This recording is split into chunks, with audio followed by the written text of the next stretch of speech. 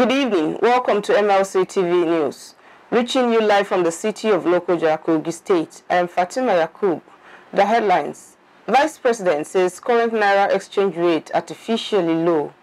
Governor Bello warmly received in Zaria, Kaduna State. And Okada riders on strike over hike in price of spare parts. Now, the news in details. Nigeria Vice President Yemi Osinbajo recently warned that the country's official Naira exchange rate of 411 Naira for every dollar is artificially low. This exchange rate, according to Osinbajo, discourages foreign exchange entrance into the country. Naira exchange rate must reflect realities of markets. Consequently, Vice President Osinbajo says he wants the Central Bank of Nigeria to allow the Naira to reflect the realities of the market. According to reporters, Osinbajo also wants the CBN to rethink its foreign exchange management strategy. Osinbajo said they can't get new dollars into the system where the exchange rate is artificially low, and everyone knows by how much the reserve can grow. He said in his view, convinced that the demand management strategy currently being adopted by the CBN needs a rethink. Osinbajo suggests that any such reassessment should only be done when the CBN governor has time to address the issue. Kogi State Governor Yahaya Bello has visited his teacher and mentor, Professor Ango Abdullahi, who is also the convener of the Northern Elders Forum in Zaria, Kaduna State. The governor was warmly received by many who echoed his name in the air as he moved on the streets of Zaria.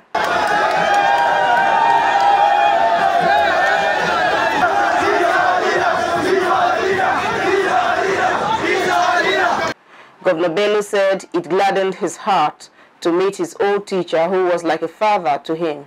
He said part of the reason he visited the elder statesman is to consult and know where the future of Nigeria lies. Our father here, Professor Ango Abdullahi, have said, they raised me here in Zaria, they educated me here in Zaria, they tutored me and nurtured me here in Zaria, and they unleashed me to serve the people of Kogi State and of course the country at large. So I'm here to pay homage to him. There's no time I will ever come to Zaria without coming home to pay homage. And also, like he said, we are on consultation towards the next project that Nigerians are calling on me. So I have to consult our fathers, our elders, who have the perfect history and knowledge of how this country started, where we are today, and where we desire to be tomorrow. Governor Bello, who had earlier paid homage to the Emir of Zauzau, also told journalists why he visited the royal father. This period marked the 1 year on the throne of the Emir of Zauzau, Ambassador Ahmad Lo Bamali, and we used the opportunity to congratulate him over his appointment as the new Emir of Zaria, having spent 1 year in the Emirates. Governor Bello has become a household name that has won the hearts of millions of youths and elders across the country. He is a governor whose antecedents have spoken volumes in ways he is dealing with and handling security issues in Kogi State, as well as providing platforms for women to man sensitive quotas that has earned him He for She Award by the National Council of Women's Societies, amongst many. Followers and lovers of Kogi Governor Bello have called on him to contest the seat of the Nigerian president in 2023. The Executive Vice Chairman of the Nigerian Communication Commission, NCC, Professor Umar Garba Dambata, has declared that 3 of the Commission's regulatory instruments are set to offer enabling provisions that will help the country in tackling security and insurgency, as well as to enhance spectrum availability to facilitate the deployment of 5th generation 5G technology. The 3 instruments, which were subjected to a public inquiry physically and virtually, include the Spectrum Trading Guidelines, Registration of Telephone Subscribers Regulation, and the Subscriber Identity Module Replacement Guidelines. Speaking at the semi-virtual public inquiry, which on-site operation was conducted at the Commission's head office in Abuja, Dambata said the 3 regulatory instruments have been developed to address the challenges of the ever-evolving communications industry and to further strengthen the market structure. He said the public inquiry was held in line with the Commission's consultative approach in all its regulatory interventions, as the regulatory instruments being reviewed are vital to ensuring that the regulatory frameworks that pertain to SIM registration and replacement in the communications industry meet the demands of the digital age and also further enhance the flexibility of the spectrum trading regime. NCC's Executive Commissioner, Stakeholder Management, Adeleke Adewolu, said the draft of all the regulatory instruments had been published on the Commission's website and comments from all stakeholders had been received and reviewed. However, he noted that the public inquiry was meant to receive more comments from stakeholders, which would ensure that the final regulatory instrument will enhance development of the industry. It has been reported that fresh crisis may be brewing between the Nigerian Association of Resident Doctors and the federal government, as the association accused the government of already deviating from the understanding reached before it suspended its strike last week. The association also accused the government of causing confusion among its members and suspending the payment of the medical residency training funds. The national president of the NAD, Yahaya, disclosed this in an interview with journalists in Abuja. But the Minister of Labour and Employment, Chris Ngige, said there was no truth in the claim. Report also had it last week that the association, after interventions by the Nigerian Medical Association, suspended its industrial action with the aim of holding a meeting of the National Executive Committee to review the activities of the federal government 6 weeks after. The NAD commenced its industrial action on August 2nd, 2021. Babafemi Ojudu, Special Advisor on Political Matters to the President, Major General Muhammadu Buhari, retired, said attempts to cause conflict between the national leader of All Progressives Congress, Bola Tinubu, and Vice President Yemi Osinbajo in the forthcoming presidential election will fail. Ojudu made this known in a statement in reference to an interview on Channels Television earlier today. Some guests on the program, including a pro-Osinbajo group member, Alwan Hassan, and a pro-Tinubu APC member, Tunde Ajibulu, had declared and defended their individual choice of a candidate for APC in the next election. With the rising clamor for a southern president in 2023, there have been reports that Tinubu and Osinbajo might be individually interested in the presidency seat, though both men have yet to declare any intention to contest the exalted office in 2023. In a statement, Ojudu, who works in the office of the vice president, said Osinbajo and Tinubu are members of the ruling party and both men welcome politics without bitterness and divisiveness. The statement was titled 2023 Presidential Election. No to divisive politics, attempts to force a crack between Osinbajo and Tinubu will fail. The former governor of Kogi State, Ibrahim Idris, has declared his intention to run for the October 30th and 31st National Convention as PDP National Chairman. Idris, who made a declaration before the enlarged PDP members from Kogi State and the North Central in Abuja, said the intention is to reposition the main opposition party to wrestle power from APC-led federal government in 2023. He expressed worry over the exodus of top supporters of the party in recent time and obvious reasons of leadership gap in the last few years, promising to reverse the ugly trend. The former governor stated that the party need to be rejuvenated and redirected towards bailing Nigeria out of the current leadership gap in 2023. He promised to lead the PDP back to victory in 2023 election. Idris urges the party stakeholders, both at state and local government and national levels, to rally round him with a view to returning the party to sane democratic governance in 2023. The All Progressives Congress APC chieftain Osita Okechukwu has reminded the leadership of All Progressives Grand Alliance of the imperatives of striking a mega with APC in the weakest model strategy to win the November 6th governorship pool. Okechukwu, who is also the Director General of Voice of Nigeria, told journalists in Abuja that APGA leaders would know that it is far better to be late than to be delayed. insisting that Abga was on the way to losing its first governorship contest in Anambra after 16 years. Okechukwu had recently urged Abga leaders to key into an all-important measure so as to kill two birds with one stone by joining the mainstream and paving way for the emergence of Nigeria president of Igbo extraction. On speculations that APC was plotting a forceful takeover of Anambra through the institution of state of emergency, Okechukwu explained that a merger of the two parties would not only cool the political temperature but will also moderate the environment and end up as a political masterstroke. He called the history of political understanding between President Muhammadu Buhari and the late Ikemba Nnewi, Dame Chukwuemeka Odumegu Ojukwu, stressing that it was in that spirit that Buhari assured Governor Willie Obiano recently last week that there was no cause for alarm as declaration of state of emergency was not on the cards. Kwara state government has suspended the head of an Arabic school in Ilorin, the state capital, over unsavory manner students were punished for alleged misconduct in school. It is recalled that a video that went viral at the weekend showed 4 male students of an Arabic school caning the affected students while being forced to kneel for allegedly taking alcohol. According to a statement by the Commissioner for Education and Human Capital Development, Saada Tumodibo Kau, a government delegation has visited the Arabic school whose students were seen in the video footage being punished for alleged conduct conceived to be contrary to the rules of the school.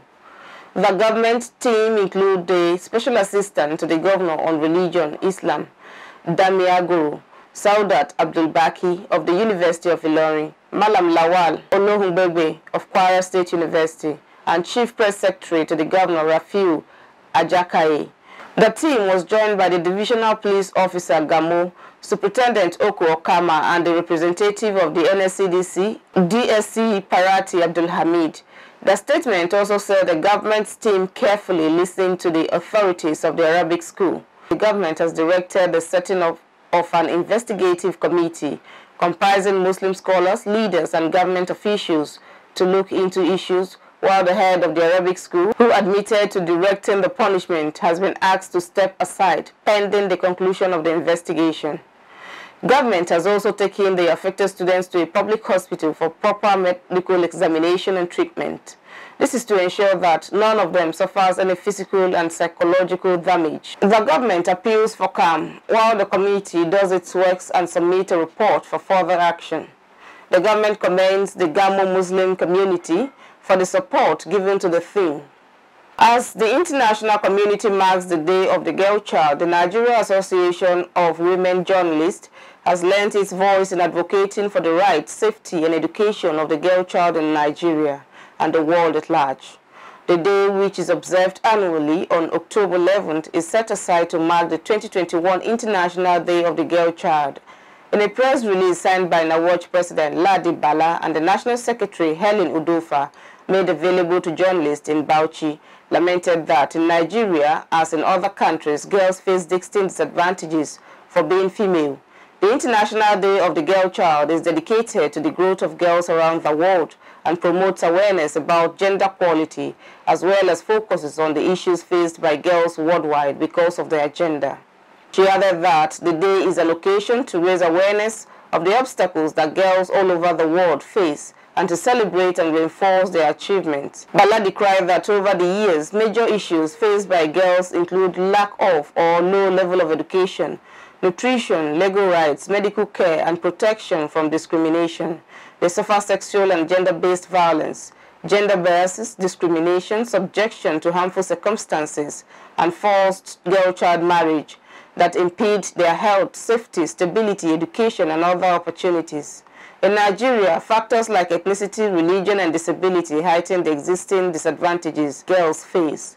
From being denied access to education to being forced into child marriage, our girls face a myriad of obstacles that prevent them from realizing their full potential. For millions of girls in conflict and crisis areas, these challenges are especially formidable, and when women and girls lack power in their homes and communities, they are inevitably affected more than others in situations as armed conflict, drought, flood. Finally, there is a need to educate the girl child about their rights, help them make healthy choices, protect them from violence, and teach them to be leaders and able to build a brighter future. There is no gainsaying that when our government and the private sector invest in the education of girls, our communities would be healthier and our economy stronger. Kogi State Chapter of Nigerian Association of Women Journalists says the right to education and safety of the girl child must be given priority in Nigeria. The state chairperson of NAWAJ, Anne Olurinde, stated this in a statement to mark this year's International Day of the Girl Child in Lokoja. Olurinde noted that there is need for relevant stakeholders to come together and find a lasting solution to the challenges being faced by the girl child, which include lack of access to education, poor nutrition, poor health challenge, gender discrimination, sexual violence, forced marriages, among others. She condemned in totality the brutality meted on the girl child in Nigeria and other parts of the globe. According to her, United Nations statistics shows that about 129 million girls around the globe are out of school, with less than 40% of countries providing girls and boys with equal access to education. The International Day of the Girl Child is dedicated to the growth of the girls around the world and promotion of awareness on gender equality, as well as focuses on the issues faced by girls worldwide. It is an occasion to raise awareness on the challenges that girls all over the globe face and to celebrate and reinforce their achievements. She explained that in Nigeria, factors like ethnicity, religion, and disability are fighting the already existing disadvantages confronting the girl child, which impede them from attaining their full potentials. You're still watching MLC TV. We'll be right back.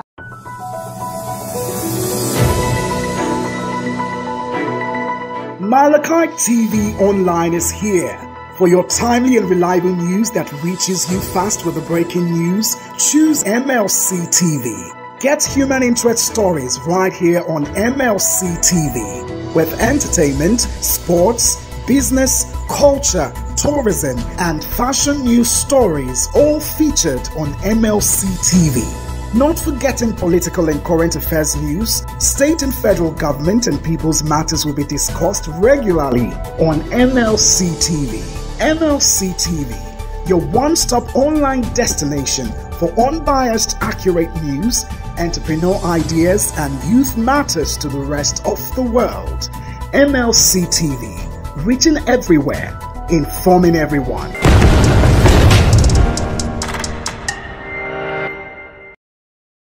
Welcome back. An army raided on illegal oil bunkers at Izombe community in Oguta local government area of Imo on Friday left many residents homeless as over 70 houses were razed and properties worth millions of naira were destroyed. 2 security operatives and the resident were said to have been killed in the raid. Nevertheless, Governor Hope Uzodinma of Imo State has decried the killing of 2 army personnel and statesmen at Uzombe in Oguta local government area of the state at the weekend. The governor said killing a security operative is atrocious and against Nigeria's constitution. Uzodinma criticized the act at the government house in Owerri while addressing journalists in the company of military and police authorities, vowed that the perpetrators of the mayhem will be unmasked and brought to justice.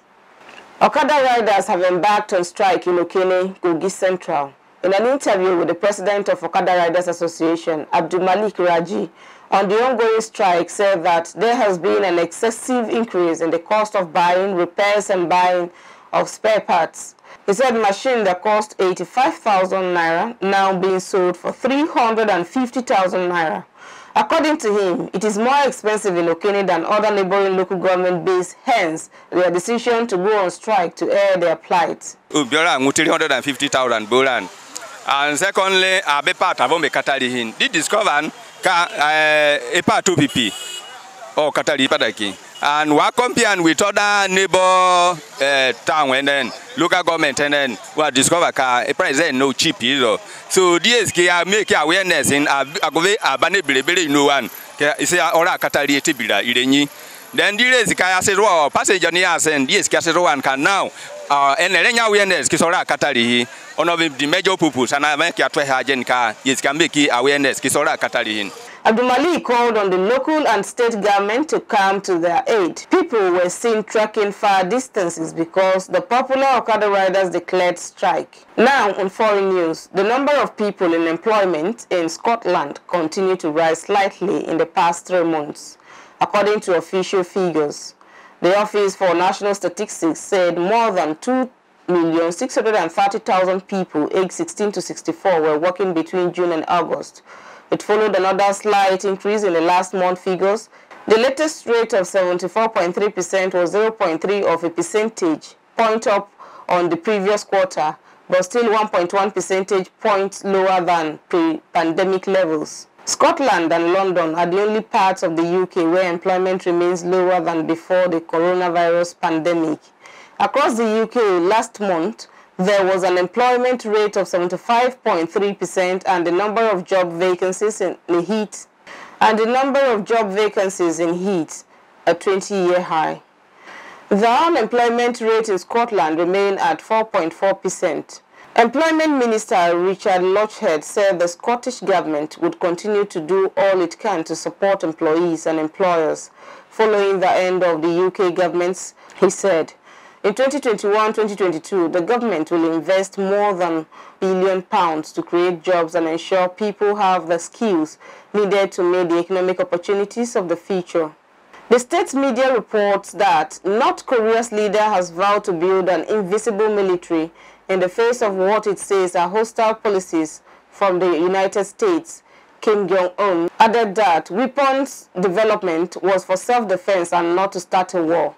North Korea has recently tested what it claims to be new hypersonic and anti-aircraft missile. The South, meanwhile, has recently tested its own submarine-launched weapon. At a self-defense 2021 exhibition held in the capital, Pyongyang, Kim addressed the military build-up in South and said that North Korea did not want to fight its neighbor, but rather to prevent war itself and to literally increase war deterrence for the protection of national sovereignty. Kim, surrounded by an array of military hardware, including tanks, accused the U.S. of stoking tensions between North and South Korea.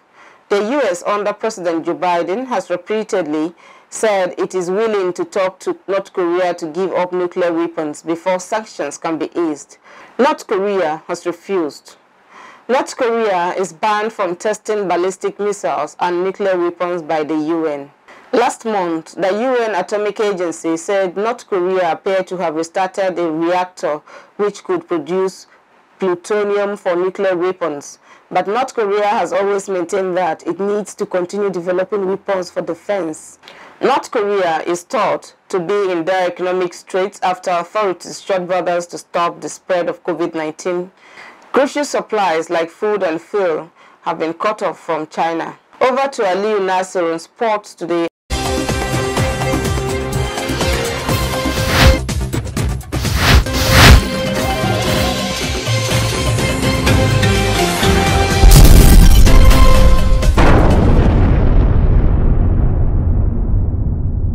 Now sport news. Chelsea defender Antonio Rudiger is reportedly weighing his option before making his final decision on his long-term future. The 28-year-old, who has been linked with the likes of Bayern Munich and Real Madrid, has less than 9 months remaining in his current contract at the Stamford Bridge. There have been negotiations between both parties earlier this season. However, talks have now been put on hold by Rudiger's representative as the player is considering the time to assess the options before him. Rudiger remains committed to the Blues and that a contract extension with Thomas Tuchel side remains a possibility.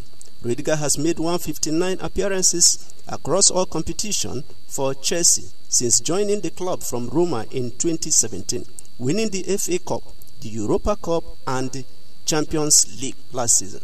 Germany on Monday became the first nation to book their place at the 2022 FIFA World Cup in Qatar after a 4-0 triumphing over North Macedonia. The 4-time World Cup winners joined the host Qatar, who qualified automatically. A double from Timo Werner and sandwiched by second-half goals from Chelsea teammate Kai Havertz and starlet Jamal Musiala secured Germany a resounding victory. It leaves them safely at the top of Group J with an 8-point lead over Romania with 2 games to go. That is sport news. I'm Aliu Nasir reporting for MLC TV.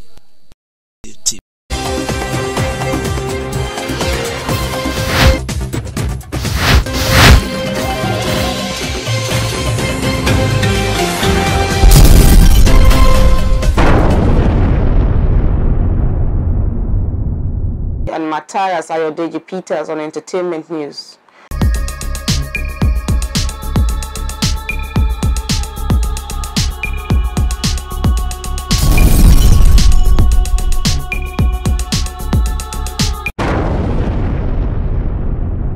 On our entertainment news today, actress Iretidor distanced herself from daughter's business over fraud allegations. Nollywood actress Iretidor has distanced herself from her daughter Ngozi Kachi Abimbola Oyelu, popularly known as Kachi business, after she was accused of scamming people. The movie star took to her Instagram page on Monday, where she bluntly distanced herself from her daughter's business. I reiterate and write to inform all parties concerned and the general public that I'm in no way connected to Kachi Beauty products. I do not have and never own a share, being a director, being on the payroll, or receive any financial benefit from the business, part of her statement read. She said the CEO of Kachi Beauty is one of her biological offspring, and that is the extent of the relationship. The movie star asked those affected to reach out directly to her daughter or the appropriate authorities equipped to deal with the issue. The whole statement came on the heels of accusation mounted on her as the mother of the businesswoman. Kachi, who deals in beauty products, has on several occasions been accused of defrauding or suspecting customers. Still on entertainment news, popular Instagram dancer Jemina has sued movie star Tonto Dike for 500 million naira. It will be recalled that Dike has revealed her ex-boyfriend Prince Kpokpogri had Jemina's sex tape in his possession. In a petition filed by the Instagram influencer through her lawyers, Jemina said Dike's claims were damaging and malicious. Jemina demanded an immediate retraction of the said publications by Tonto Dike on her social media handles and a publication of the retraction in 4 national dailies in Nigeria. She also asked that the actress tender an unreserved apology to her and pay the sum of 500 million naira as exemplary damage for the malicious publications. Matthias Ayodeji Peter reporting for MLC TV. Back to our caster for more stories.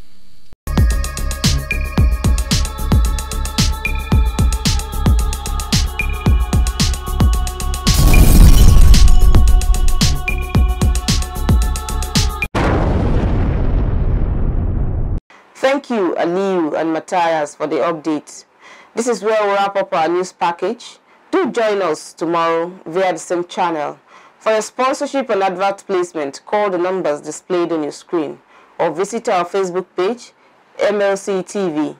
Like and leave your comment for us. Our Instagram is MLC TV 2021, YouTube channel Melkite TV. Please do subscribe and share across the globe for us. I am Fatima Yakub. Thanks for staying with us.